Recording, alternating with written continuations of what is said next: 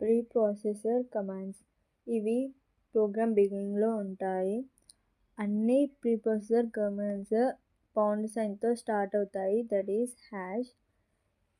ఇది సి రూల్స్లో ఇది ఒక రూల్, సి సింటాక్స్. ఇది ప్రీ ప్రాసెసర్ కమాండ్స్ స్టార్ట్ అవుతాయి ఏ కాలంలోనైనా, కానీ ట్రెడిషనల్గా కాలం 1లో స్టార్ట్ చేస్తారు.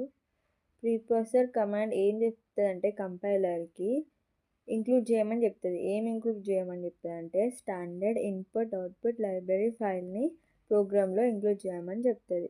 మనకి లైబ్రరీ ఫైల్ అనేది కావాలి దేనికోసం అంటే టెర్మినల్లో మెసేజ్ని ప్రింట్ చేయడానికి.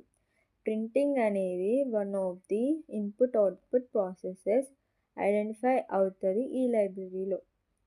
ఈ కమాండ్కి కంప్లీట్ సింటాక్స్ ఏంటంటే యాష్ ఇంక్లూడ్ యాంగులర్ బ్రాకెట్లో stdio.h. ఈ కమాండ్ యొక్క సింటాక్స్ అనేది ఎగ్జాక్ట్గా ఉండాలి.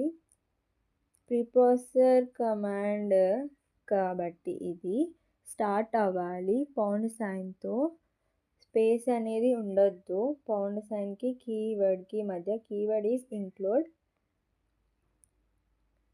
ఇదేం చెప్తుంది అంటే ప్రీప్రాసెసర్కి మనకి లైబ్రరీ ఫైల్ అనేది ఇంక్లూడ్ చేయాలి ప్రోగ్రాంలో.